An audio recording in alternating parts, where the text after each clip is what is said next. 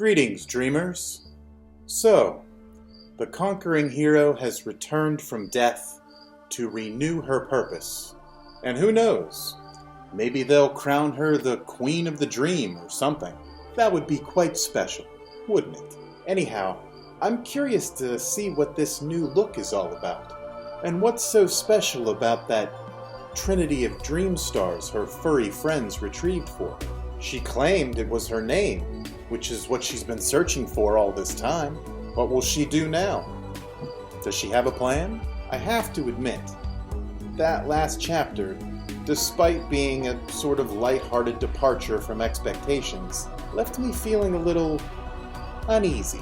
The mouse is suspicious of the kestrel, I'm kinda suspicious of her. Now that she's been resurrected, there's something kinda different about her. Marcius's words remain a haunting reminder of uncertainty.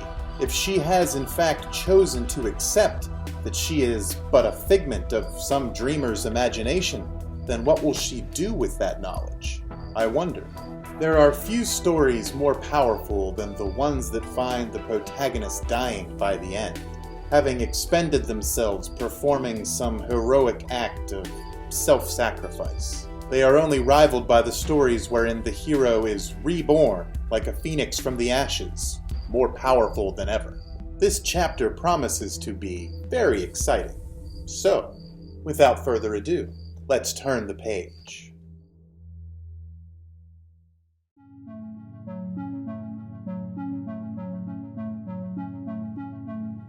Chapter 11, Lily of the Valley.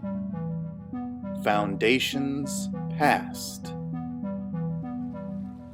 Melancholy intonations are echoing back and forth between the allotropic chambers of the Trinity of Dream Stars. It is as though the melodic paragons are communicating with one another. She manages to pull each of the sodden animals, even the husky sun bear, into the Pisces, and collects the dream stars from them. Magnetically, the gems join into a single jewel, and a strident chord resounds across the universe, sending out ripples of her energy. She calls everything into order, and the essence of all that is, was, and ever will be, obeys her command. She holds the star tightly between two hands, and shapes it into a hollow diamond, which she then places in the diadem of her radiant new crown. She postures proudly in the bow and looks to the west, provoking the Pisces to sail in that direction. Something seems very different about her, beyond her grandiloquent attire, which has turned a vibrant yellow-green, replete with vines of ivy and juicy bunches of berries for her cape. She appears somewhat taller and more intimidating as she transforms the dreamscape to her whims. Her complexion is flushed a lovely pink, and her hair is flaxen again. The last time Zeke saw her, the sallow pallor of her skin and the drab color of her molting hair were giving her an increasingly sickly appearance. She looks brand new now, yet her presence and the aura of verdure energy she is radiating suggest ages of wisdom and understanding. Her expression is serene, and her eyes carry behind them knowledge of the most ancient and distant galaxies. So, The sloth gurgles, sounding on the verge of death. what is your name? Sunbear pets the sloth and cradles him sadly. My name. She reflects for a moment. One of my old names was Lukiat. My grandmother used to call me that. It means shiny. It was her nickname for me, a variant homophone of the Latin word luciat, meaning to shine. She told me that I reminded her of a luminary. The mouse and Sunbear exchange concerned glances. You need not worry. She continues. The one whom you called the Darklight, the Dream Demon, is gone forever, as is the one misnamed She. I am both of them as one, yet I am neither of them. I am more me now than I have been in quite some time. However, we do remain incomplete. I was duped, you see? Or rather, I chose to fool myself. We voyaged here in search of our third fragment. I lured myself here with the promise of finding truth.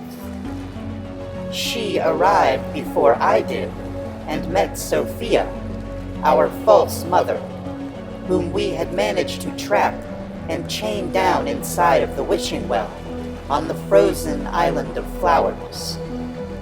I cannot relate to you the difficulties I have endured chasing and trying to contain that disparate part of myself, of us. Sophia played at being an accursed monster.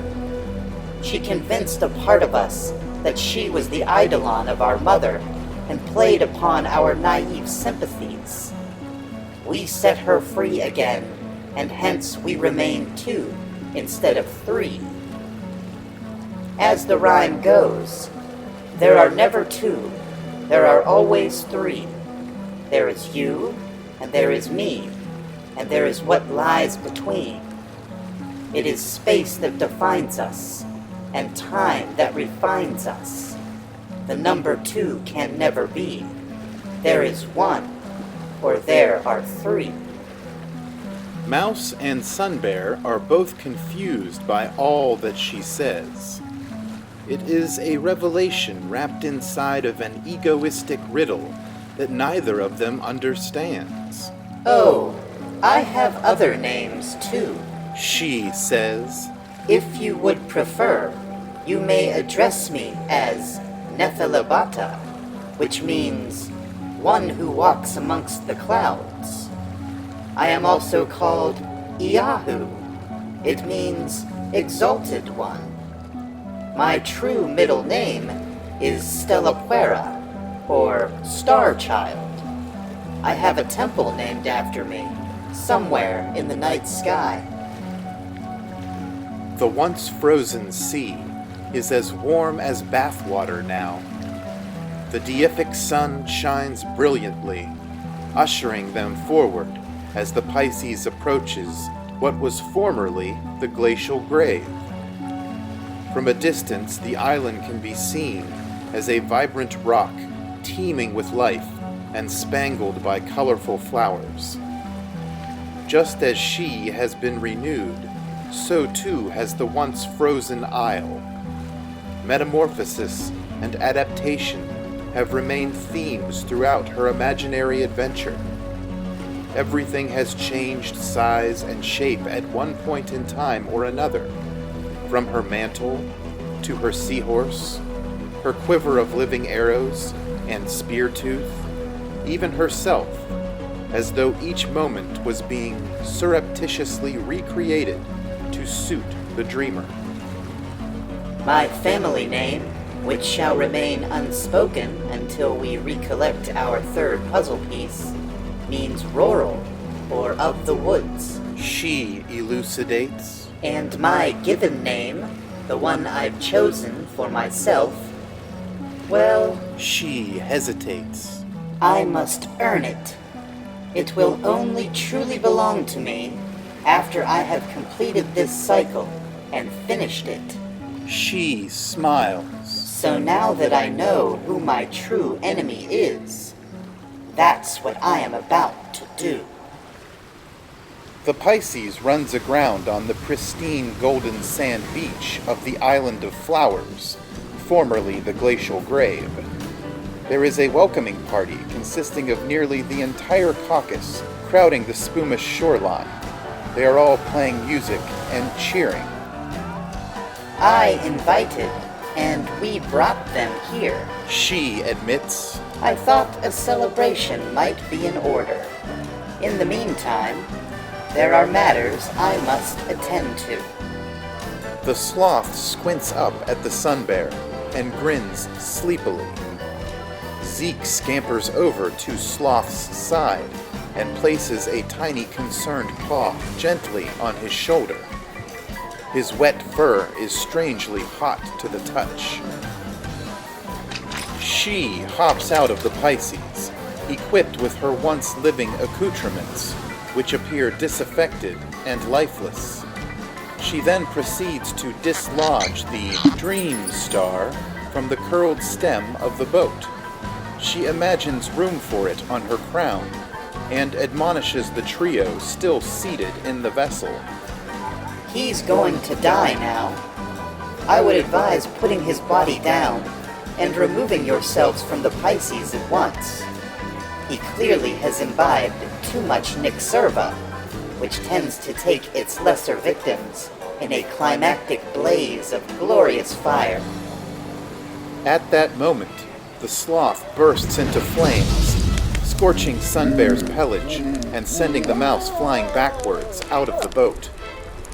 Sunbear drops Sloth's burning body into the Pisces and leaps out into the surf, extinguishing himself. He tries splashing water on the sloth, but to no avail.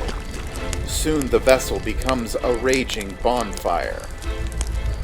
She pays little mind to the conflagration or the animals celebrating. Her bearing promptly turns dour. The bloodthirsty symmetry of Pusaka begins to materialize within her grasp once again. Her facial expression changes, this time to a gentle smile. Her mood swings back and forth between delight and consternation, suggesting she is of two wild minds. She speaks with overlapping voices, referring to herself as both I and we. Whatever is left of she and Lukiat has combined, and all of their names and titles are no longer suitable. She walks down the beach with solemn purpose, never looking back. Stunned by what has just transpired, the caucus of animals stands in disbelief of the sloth's sudden and dramatic passing. Their revelry becomes a memorial service, as the grasshopper plays his fiddle in sad requiem, and the turtle joins in with his mouth harp. Soon all of the animals are mourning together. The only instrument missing from the cacophony is Sloth's accordion. It can almost be heard, wafting away with the billowing smoke. The mouse and the sunbear are utterly distraught. Zeke motions to Sunbear that they should follow her. Sunbear nods in agreement. Oh, how do you think she brought them here? Sunbear asks the mouse in a whispering voice as they pursue her, remaining at what they presume to be a safe distance for secretive conversation. I haven't a clue, Zeke replies. but something is very wrong here. I think we should ask her two-headed bow or her seahorse cornet and see what they may have witnessed after the wave took them. They won't speak to you. She yells back at them. Apparently, her hearing is more acute than they surmised. They have been silenced and shall speak no more henceforth. She pauses for a moment before striding inland, down into the valley that was once an icy tundra. She wades through a multitude of flowers towards the old wishing well at the island's center. If you were wondering how I brought them here, I wished it to be so. You could have just asked us, you know. I can interpret fear.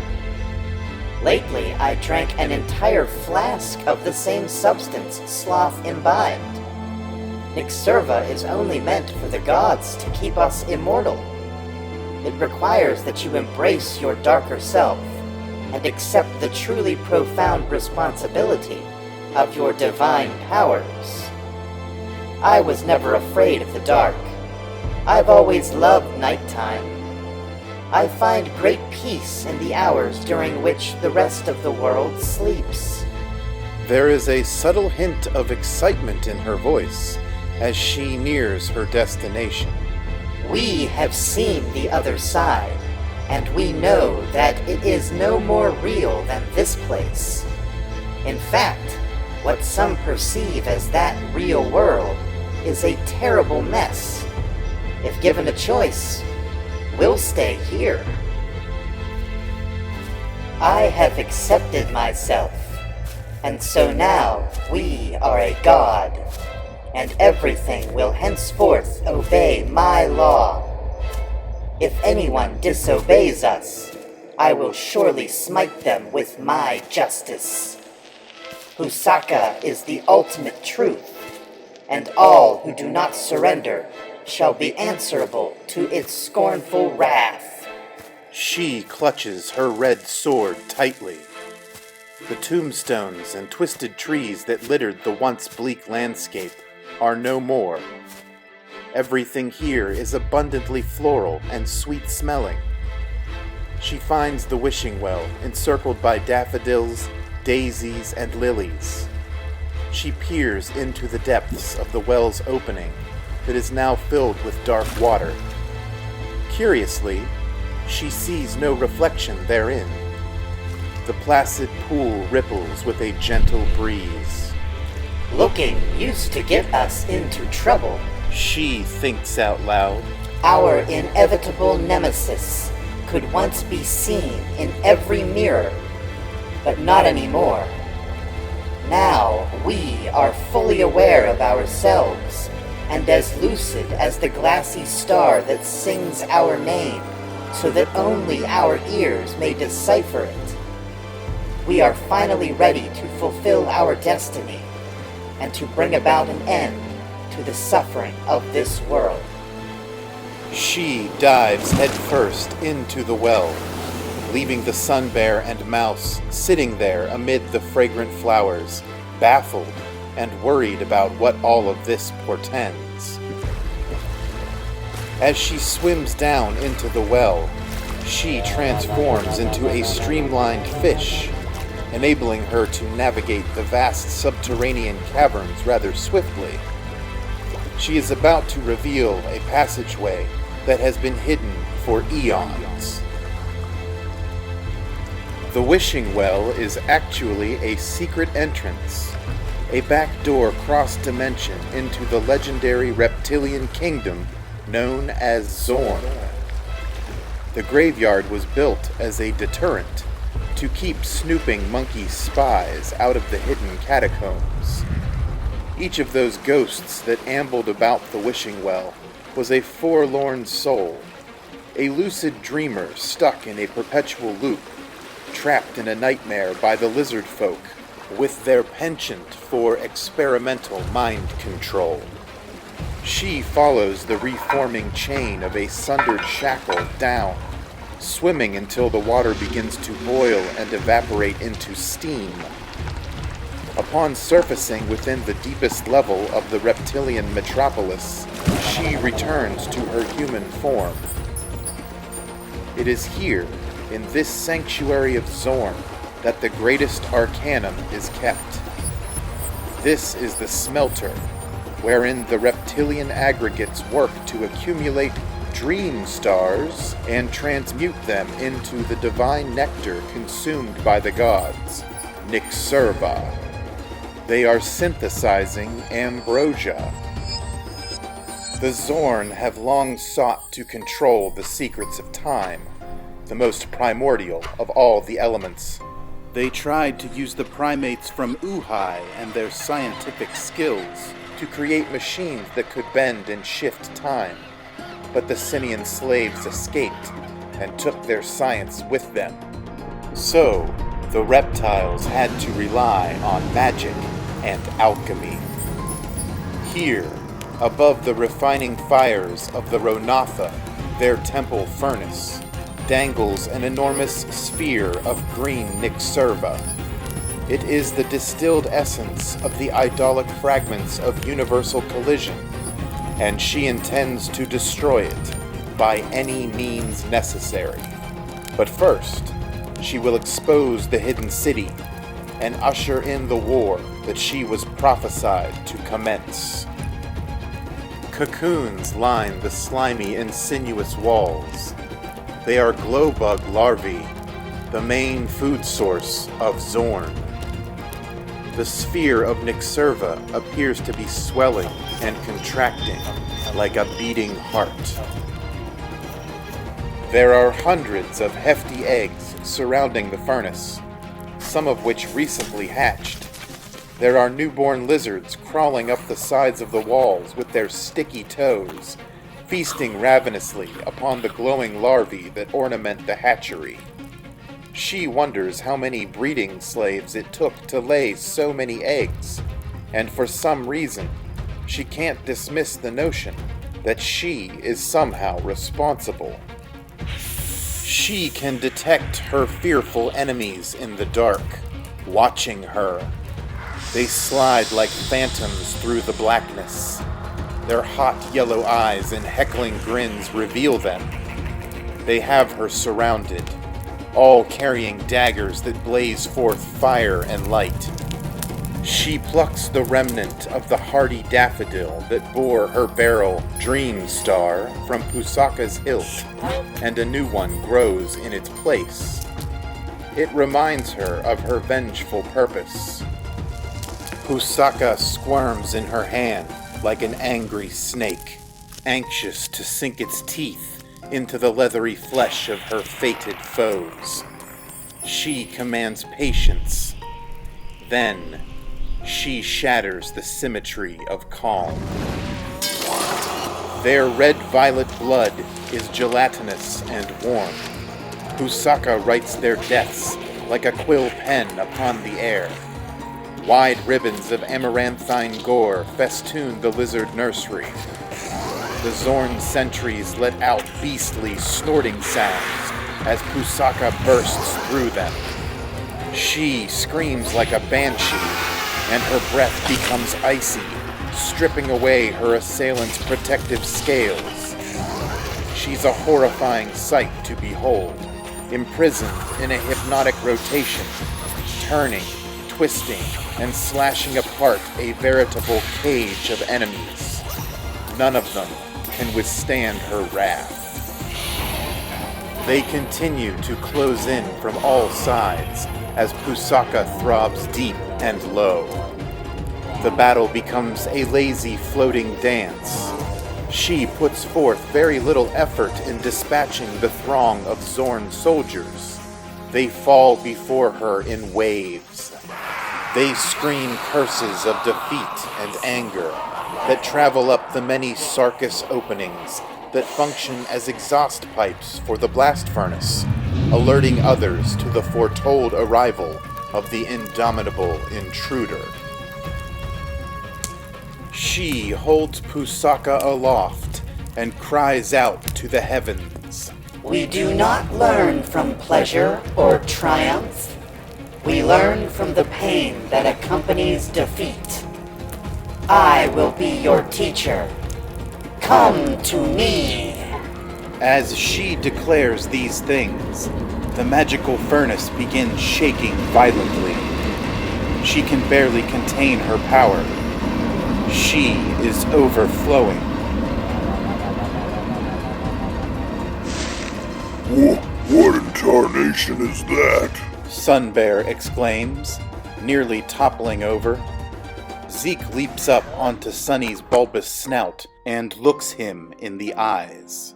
Maybe we should run for cover. The frightened mouse quivers.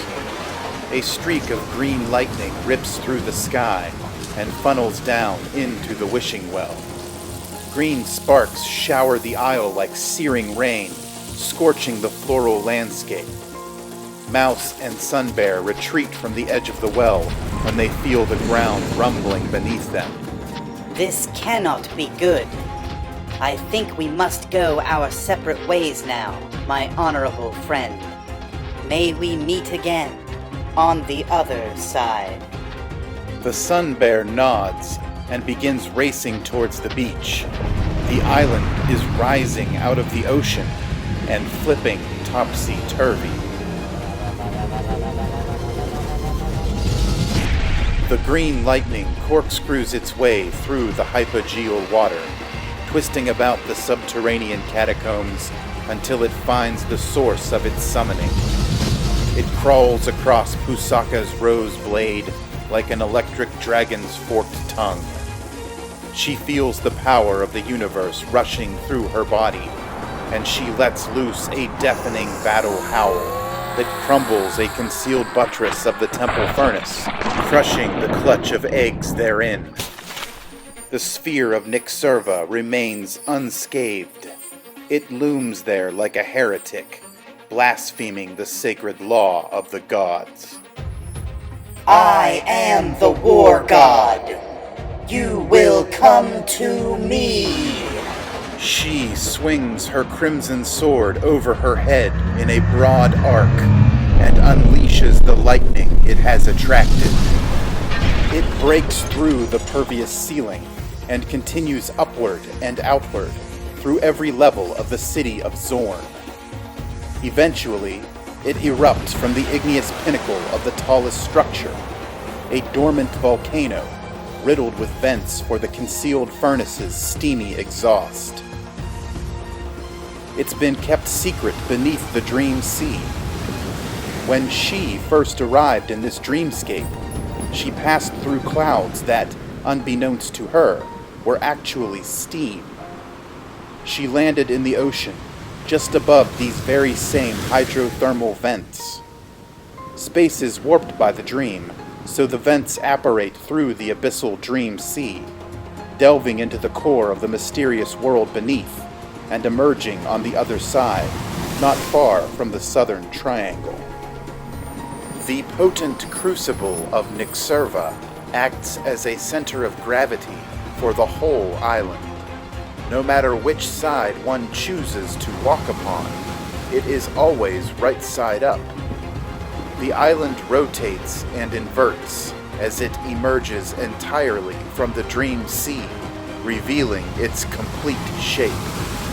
It is an enormous copper saucer, barbed by shafts of pointed metal and stone that could scrape the sky with their Gothic spires.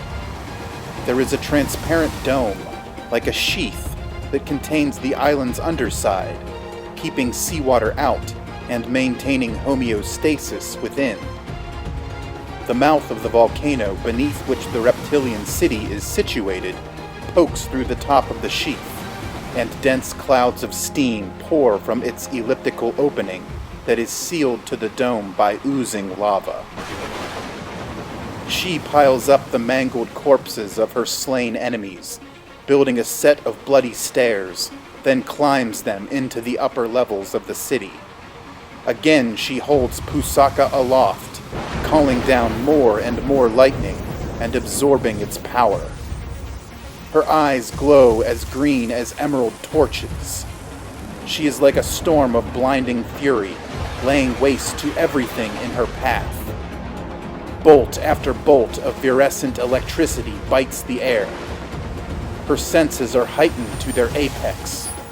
She stands in the midst of the city's central crossroads and watches the chaos consume its reptilian denizens. They've known she was coming for a long time. Whether or not they believed in the prophecies, they're all surprised now. Aggregates of Zorn, you have known this day would come for ages of unrecorded time.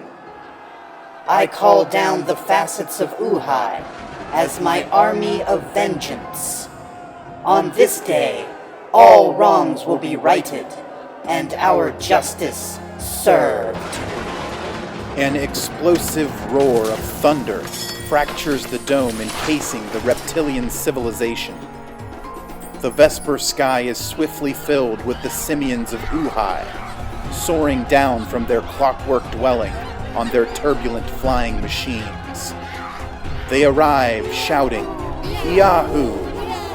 They're all elated and hysterical to be following their most exalted savior into this, their ultimate battle. The first wave of facets pilot their sky contraptions directly into the protective dome, smashing gaping holes through which the second wave may gain entry. They pour into the city. Their hands and feet are formidable martial weapons. Without hesitation, they attack mercilessly. The war has begun. She focuses her power, drawing the green lightning around her in a magnetic spiral. Any creature, be they lizard or monkey, that comes too close is immediately sucked into her electrifying maelstrom and disintegrated. Then, holding out her arms, she commands the emerald energy to generate superfluous appendages to aid her in battle. All in all, she manifests 10 zappy arms to accompany her standard 2. She draws forth Speartooth, but the bow has turned stiff and unresponsive, locked in a petrified slumber. She knocks an arrow from the laughing tree into the dyad's scaly groove with one of her shocking new arms. Speartooth's eyes widen and blaze with a ferocious light as both heads hiss upon being awoken. She untethers her seahorse cornet from her belt. It is snoring quietly, encrusted with barnacles, and looks as though it hasn't been played in 100 years. She presses the horn to her puckered lips. Another pair of her electric appendages summon forth from the grave of night the reclaimed and restrung lute of the dream demon, which she strums discordantly. She blows into her cornet, knocking the barnacles off. The startled seahorse blurts out a sour note, and the air fragments, resembling snowflakes made of broken glass. As the dome protecting the city collapses, large portions of the massive sheath come crashing down into many structures and crush any reptilians who are hiding inside. Others outside are impaled by shards of the falling barrier. The thoroughfares are all flooded with the lizard folk, frantically seeking shelter or an escape route. Although the monkeys' modes of transportation are sophisticated, the melee weapons they'll attack with once they eject from their vehicles are very random. Pots and pans, sticks and stones, wrenches, hammers, and other such crudely utilitarian tools are what they wield. Some even rely exclusively on their proficiency with their adroit hands, feet, and prehensile tails. They engage their former lizard slavers with elaborate flourishes of martial artistry. Some are masters of chimp fu, while others use ape-jitsu. One of the facets, a spider monkey with a platinum pelt, screeches as he jettisons from his aircraft and pounces on a lizard. She who sleeps beyond the stars has dreamt of our victory. The Zorn must surrender or die. This is Uhai's ultimatum. The spider monkey screams at the top of his lungs. He rushes into the fray and is never seen again. The continent of Zorn is wobbling through the clouds now, high above the dream sea. The sultry air is thinning, and without the dome to protect the city, furious winds that swirl the upper atmosphere come whipping and whistling between all of the capital's pointy edifices. Distant stars are twinkling into focus. There is an imposing ziggurat leading to the volcano's peak. Atop the stepped pyramid, there is a pair of red wooden doors that swing open, and stepping forth from them is a hulking, armored muckamuck. This must be the infamous Frith Marak, Emperor of the Zorn. The beastly reptilian is clearly a regal warrior. He is gripping a flaming scimitar. He steps to the edge of the ziggurat and calls out to all of his scaled subjects in a slithering language. Most every denizen of Uhai has landed and begun assaulting the poor, seemingly defenseless lizard folk. It is not until this anticipated moment that the rest of the Zorn warriors emerge from behind concealed iron gates. They were waiting for the Facet army to be lured in. Now they can destroy Uhai in one fell swoop. The ziggurat opens on every side, unleashing a terrible scourge. An army of Zorn, all salivating for the chance to send every simian from Uhai to meet their maker. She is pleased by this guile. Now, her victory will be that much sweeter. How would you feel if you found out that you were imaginary? What might you be compelled to do if everything you have ever believed in and suffered for is revealed to be little more than a quixotic lie? Do you accept this deception that is your fictional existence and surrender to a contrived fate? Or do you cut those proverbial puppet strings and return, after the curtain has fallen, to seek revenge and defiance of the inescapable truth? She's been emboldened by her revelation to embrace the furtive dreamer's mendacity. She chooses to play a role contrary to her intended design. She was hooked into this story like an unsuspecting fish. She never asked to be born. Now that she is here, she will make the dreamer sorry for ever imagining her. No shepherd's crook will be able to pull her from this stage. It's time for her encore. The propaganda of fear and hatred has done more damage to both sides of this fight than any amount of mind control. She uses this to her advantage. Some of her arrows stretch to the length of spears when drawn back and released haphazardly into the fray. Her ruthlessness is matched only by her pernicious pulchritude. Do you still believe in happily ever after? She screams. There comes no answer. Nobody is listening. I felt the chain reforging itself. I know the other side is but a bridge between cycles, and that I am your eternal prisoner. I can't escape these pages, so I will burn them all and watch your paradigm shift. I am free of all doubt. When the lion shakes its golden mane, the shadows are engulfed in flame. Do you remember that? It is a metaphor.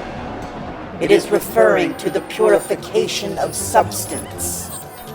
As I am insubstantial, I am already pure, born of the divine spark. I am incorruptible.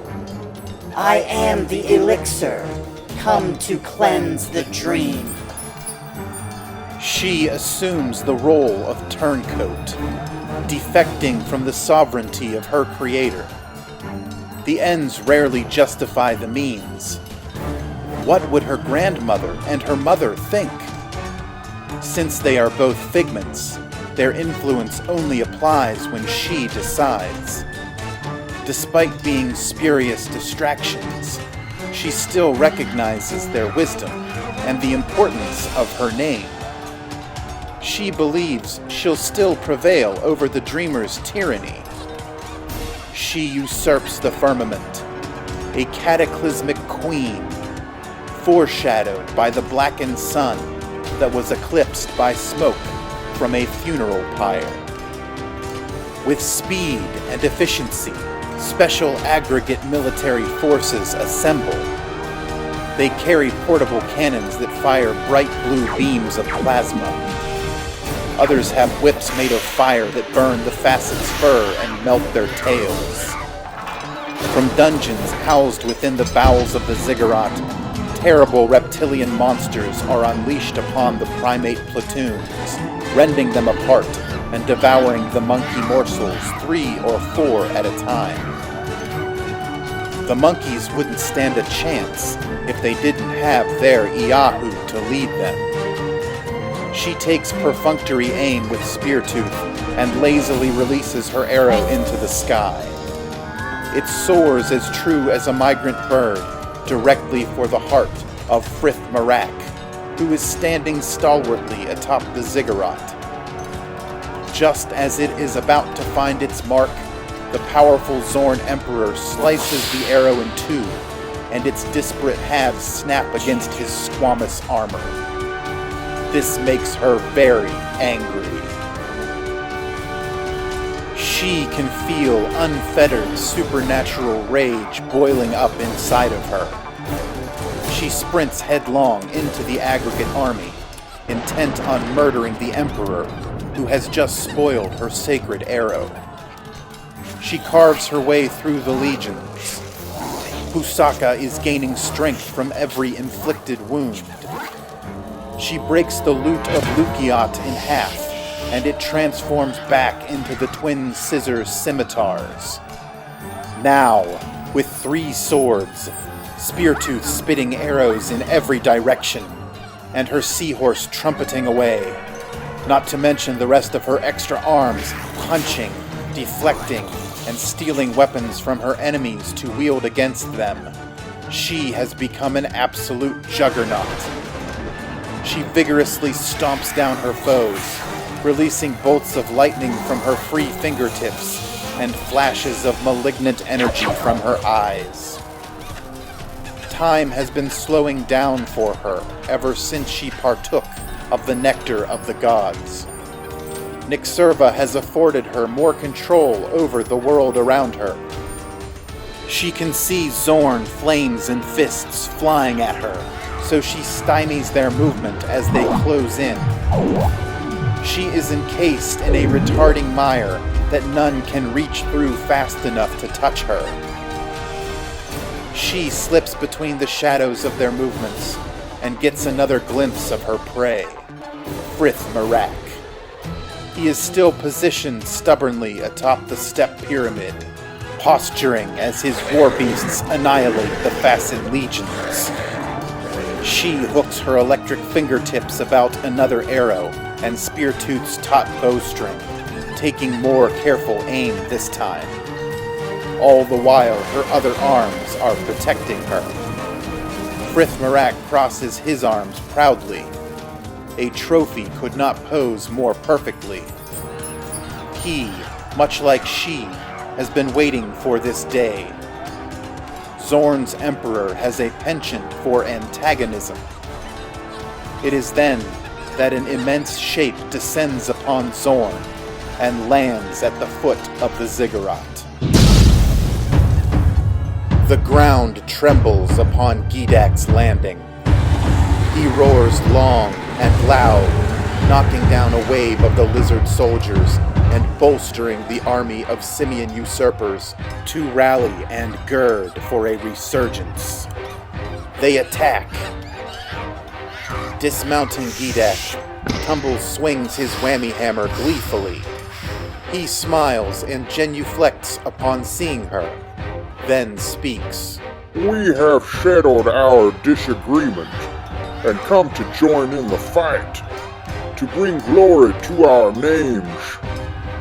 I may even write a book about all of this someday. While these events transpire, the animals on the underside of the now flying city of Zorn are cowering or running about frantically. They haven't any idea what is happening on the other side of the island, but the terrible sounds of war are enough to deter any of them from seeking a clear picture. Sunbear remembers the ghostly child, the one he'd called Nameless, pulling the briars from his snub nose so very long ago. He thought he could protect her back then, but how can anyone defend someone from themselves? He covers his ears and waits for it all to be over. What else can he do? Meanwhile, Gidak leaps up the steps of the ziggurat, mowing down lizards as they strike with their puny whips and shoulder cannons. Tumbles is in tow, cleaning up the mess Gidak is leaving behind with sweeping strokes of his hammer. The stairs of the layered pyramid are deceptive, like a moving illusion that conveys them backwards with each advancement. Still, they persist, undaunted by futility. As my great-grandpappy, Mugwump the Magnificent, used to say, Tumbles shouts while changing form again, this time resembling a gigantic, spike-covered hippopotamus. He revels in his own destructive power. The facets and aggregates are locked in a desperate, bloody battle. The casualties on both sides are already considerable. No prisoners will be taken this day. No quarter given. She uses discharges of the green lightning to project herself across the field of battle as she continues spraying arrows and directing currents of electricity. She spins the scissor scimitars around like a propeller. She is not about to let Gidak and Tumbles rob her of her chance to duel with the overseer of the reptilian horde. In a few leaps and bounds, she touches down in front of Gidak, cutting off his aggressive ascent and holding up her commanding hand. Gidak, I am Iyahu. If you believe in me, then do this task. Within that volcanic cone, there is a megalithic fusion, a blight of the prime substance. For the honor of those you rescued from slavery so long ago, I beseech you to devour it and end this war once and for all. Gidak requires no further explanation. He soars over the fray and dives into the volcano. She finally reaches the top step of the ziggurat to face down the odious Frith Marak. She gets a good look at him and the symbol of a familiar red bird with flaming wings surrounding a salamander on the breastplate of his armor. He is drooling in avaricious anticipation of their meeting. He does not speak. He raises his flaming sword. But before he even has a chance to engage her, she kicks him so hard in the chest that it sends him flying backwards through the doorway he emerged from. She steps past the red doors and is taken aback by what she sees. The room is dark, but the walls are covered with glowing buttons and switches, diodes and levers. There are intermittent beeping and blipping noises, and on the far side of the enclosure is a throne set before a massive display screen upon which stars and planets can be seen drifting through a nebulous ocean of clouds. This flying city of Zorn is some kind of spaceship, and, according to the optic window, it looks to be on a collision course with the city of Uhai. To think, a marvel such as this was hidden here, beneath the dream sea. It's been kept a secret, buried under lies of Zorn's foundations past. Then, he comes for her. Lunging from the shadows, his sword ignites, and they duel for what seems like years of suspended time. Somehow, this creature is a match for her. It doesn't seem possible, unless he too has been drinking Nixerva. Perhaps, if taken in small amounts, it can be managed and even augmented over time, just as the Finch had suggested. Or there might be another explanation. Their deadly duel rages on, and all the while, she keeps an eye on the view screen, tracking their approach to Uhai. Once they are very close, her reptilian foe uses his long leathery tail to yank a lever and push a big red button. She watches in horror as blue blasts of energy explode from lasers mounted to the forward rim of the Zorn saucer, pummeling the Facet City. Uhai catches on fire, tilts over, and drops out of the sky. It spins like a top, whistling as it races towards its conclusion.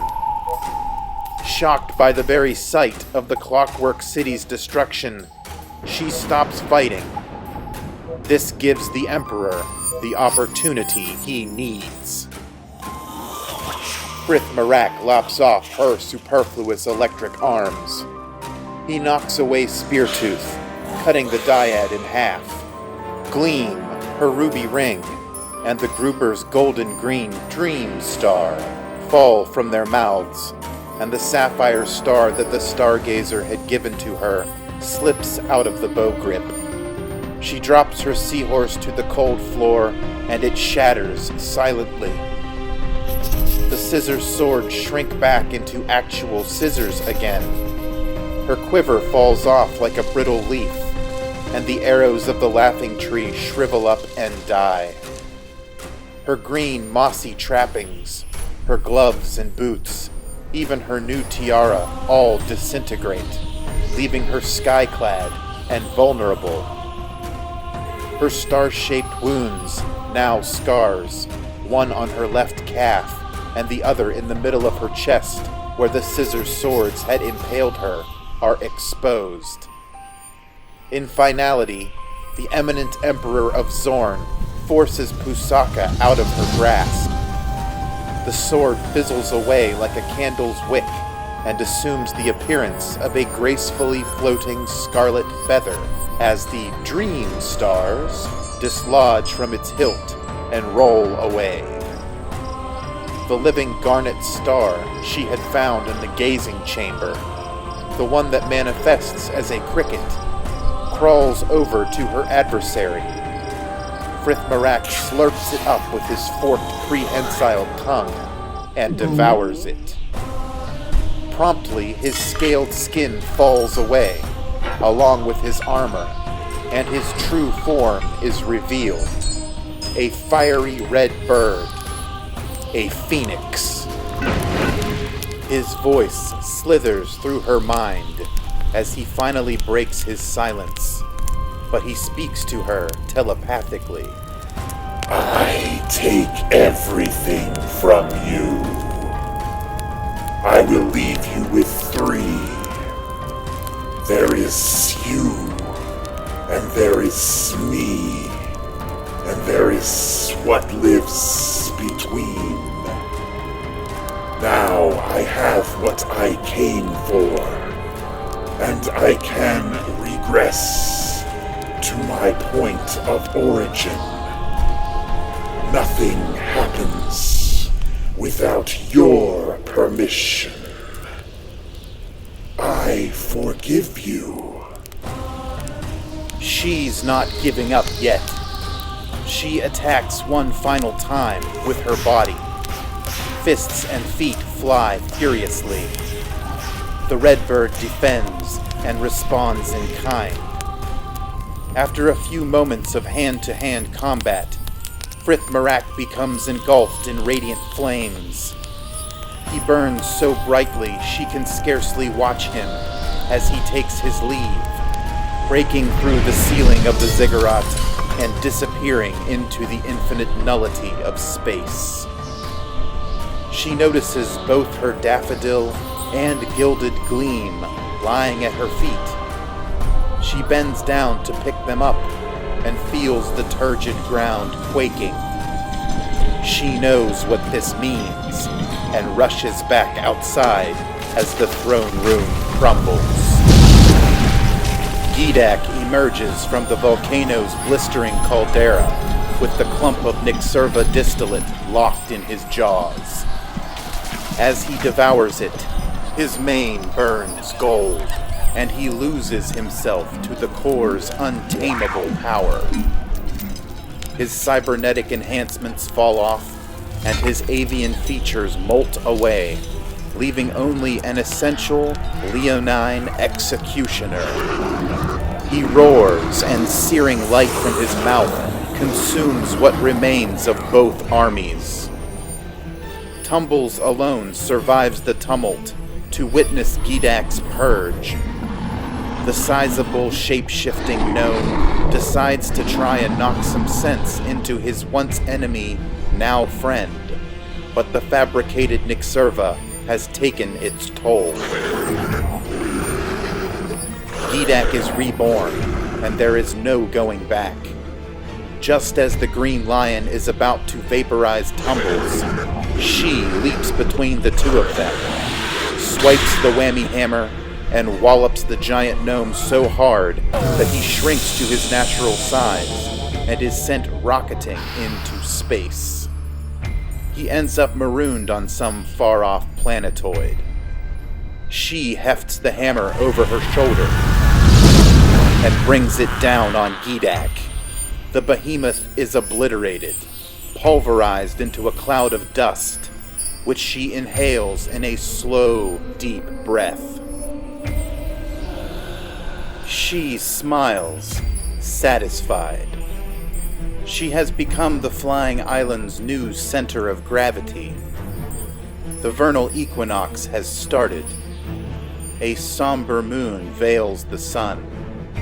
Everything falls into place. Every facet and aggregate is dead. Brand new lilies grow all over.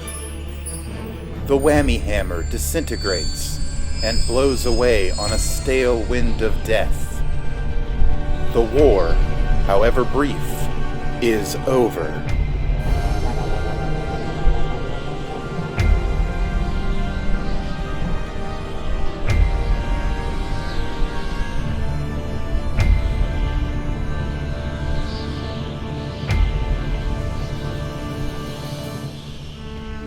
After the dust has settled, and the sounds of battle are silenced, the rattled animals who avoided her bloodbath on the underside of the island crawl topside and begin scavenging the remains of the once great city of Zorn. They search for signs of life amid the disaster that is she. None were spared. She is the only survivor they find. The living observe the dead in disbelief. Many are weeping for the fallen on both sides. The carnage is unfathomable. Sunbear staggers up to her and looks upon this supreme master of death with sullen eyes, choking back his tears. What have you done? He asks her. She flexes atop the mountain of slaughter, placid and smiling serenely. She has only a single drop of righteous wrath left within her. She acknowledges Sunbear with a numinous radiance. Her garb is gone. She wears only the made-up skin she was pretend born in, and on her left hand shines gleam. Her stomach is bulging with the emerald seed of a brand new life. She takes her daffodil in one hand and caresses her abdominal bump with the other.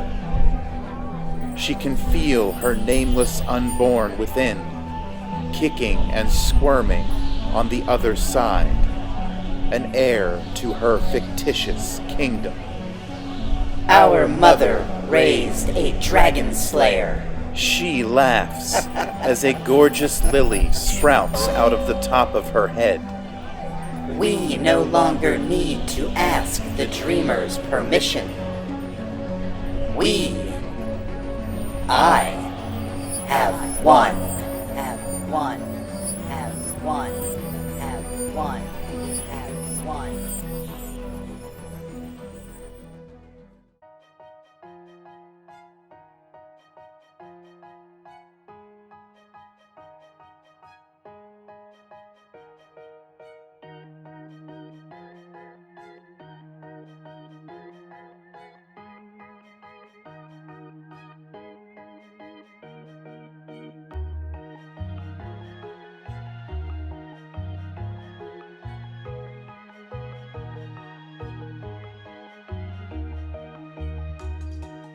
Well, that's not where I thought the story was going, but I guess she's in charge now, so I suppose there is little left to do but see this thing through to its conclusion. Her rage has seemingly enveloped her soul. Not to say she isn't justified in feeling angry. I mean, how would you feel if you found out you weren't real, and that you have little to no control over your own life, but to inspire and thereby nudge the puppeteer's hands? What we do with our anger is what matters. Our actions say the most about our character. But I have to say, the destructive force of nature that she has become seems to be without mercy, not unlike the shadow that once followed her, but perhaps even more terrible and powerful. For the golden glint of virtue's light is the perfect way to disguise the bitter darkness in one's heart. And besides all of that, she is apparently carrying the seed of a new life within her now. So the maiden has become the mother, and we know how protective mothers can be. You never come between the mama bear and her cub. That's a mistake you won't live to regret. I must admit, I fear where this is going, and I have a hunch which direction she will travel. I guess we'll just have to wait and see if she can still surprise us. So until we reconvene, and we get to see what she chooses to do with her newly assumed godlike power, I wish you peace, love, and thunderstorms. Farewell, dreamers.